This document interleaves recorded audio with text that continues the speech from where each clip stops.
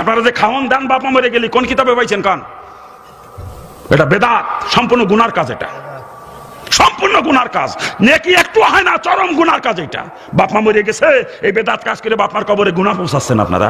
কিন্তু মাইয়াতের রুহের মাগফিরাতের দোয়া করে যেখানে দোয়া করছেন ওখানে খানা খাওয়া হারাম, টাকা নেওয়াও হারাম।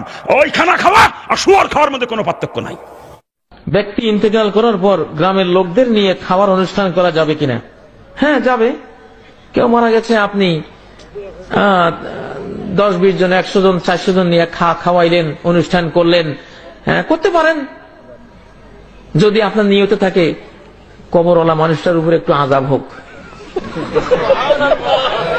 আপনি যদি কবরওয়ালা মানুষটিকে আযাব দিতে চান যে এই লোকটা এত সুখী থাকবে কেন কবরে, একটু গজব হোক, একটু আযাব, আগুন জ্বলুক তার কবরে, তাহলে তার নামে একটা 40 করে দেবেন, আগুন জ্বলা শুরু হয়ে যাবে। আল মাইয়িতু ইউআযাবু বিমা নিহা আলাইহি, নবীজি বলেছেন। কাজী ইব্রাহিমের কথা নয়, কোন মৌলভী মুন্সির কথা নয়, সহিহ বুখারী জানাজা পর্বের হাদিস।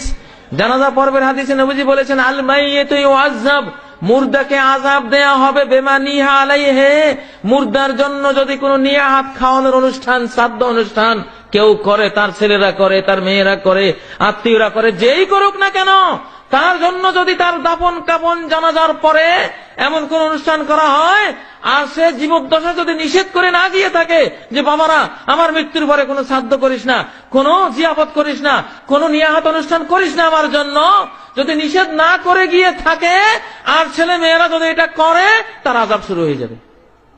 আর শাস্তি হবে ইউআযিবুল মাইয়িতু বিমা নিহি, মরা মানুষের জন্য যারা 3 দিন 40 আয়োজন করেন, যারাই করে তাদের কবরে শাস্তি শুরু হয়। বুখারীর বর্ণনা, মৃত ব্যক্তির 4 দিন 40 দিন অথবা নির্দিষ্ট কোনো দিনে অনুষ্ঠানের মাধ্যমে খাওয়ানো জায়েজ কি? এটা সম্পূর্ণ হারাম, সম্পূর্ণ হারাম। প্লিজ, এই যে আমাদের দেশে মানুষ মারা গেলে যে খাবার আমরা খাওয়াই, এটা একবারও কি আলেমদের কাছে জিজ্ঞেস করছে এটা সহিহ, এটা কি সুন্নাহ সম্মত না বেদাত? বন্ধুরা আমার, গরু মরলে যেরকম শকুন খুশি হয়, মানুষ মারা গেলে এরকম কিছু ব্যবসায়ী মোল্লা মৌলবীরা খুব খুশি হয়।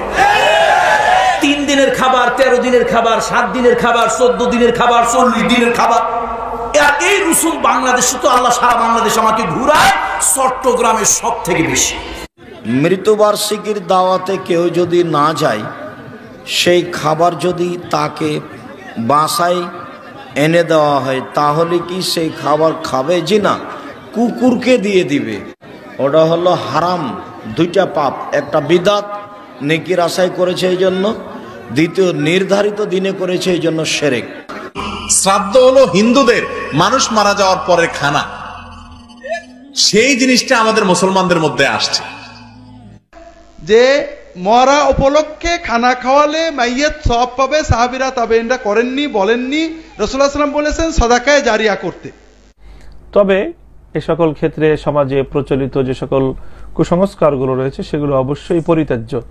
যেমন কুসংস্কার হলো দিন তারিখ নির্ধারণ করে তার জন্য কোনো অনুষ্ঠান করা, 3 দিনের দিন, 4 দিনের দিন অথবা 40 দিনের দিন ইত্যাদি বিভিন্ন নামে বেনামে যেই সকল অনুষ্ঠানগুলি সমাজের মধ্যে করা হয়, এগুলি সবই বেদাত। হ্যাঁ, কোনো মৃত ব্যক্তির জন্য 3 দিন, 40 দিন অথবা 1 বছর পরে খাবারের আয়োজন করতে হবে, এটা ইসলামী শরিয়া সম্মত নয়। মিলাদ বা বৈশাখে যদি কোনো খাবার দেয়া হয়, সেটা কি খাওয়া যাবে? বেদাতি অপশনগুলো, এর খাবারটা ত্যাগ করাটা ভালো। এত ভালোবাসা দিয়েছে সাহাবীরা, সেই সাহাবী ইনি বেঁচে ছিলেন 90 বছর পর্যন্ত। নবীজির ইন্তেকালের পরেও কোনদিন তিনি হাই হোসেন করলেন না, ঈদে মিলাদুন নবী পালন করলেন না, মারা যাওয়ার পরে 3 দিন, 7 দিন, 40 দিন, বছর বছর বের করলেন না। আপনি কোথায় পেয়েছেন এগুলো? এগুলো আবার অনেকে ইবাদত মনে করে করে, না করলে আমার বাবা মনে হয় জান্নাত পাবে না। তোর বাবা এমন জান্নাত পাবে না। কেন সারা চুয়াডাঙ্গার গরু সবাই করে দিলে ওর বাবা জান্নাত পাবে, গ্যারান্টি করে দিল কে? ইবাদত গুলো মানুষ সব বানিয়েছে। লোকটা মারা গেল, কবরে থওয়া হয়েছে, দোয়া করার জন্য কুলখানি করে আর 40 করে। এই যে কুলখানি আর 40 বানেশ্বরে আছে নাই? কোন হাদিসে পাইছেন? কত দেখি আমার কোথায় পাইলেন কুলখানি করা লাগবে, 40 করা লাগবে? হাদিসের কোনো নির্দেশ নাই, কোনো অনুমতি নাই, বরং দোয়া করবেন, দোয়া করবেন। রাসূলুল্লাহ বলেছেন মৃত্যু ব্যক্তির জন্য দোয়ার চাইতে উত্তম হাদিয়া আর কিছুই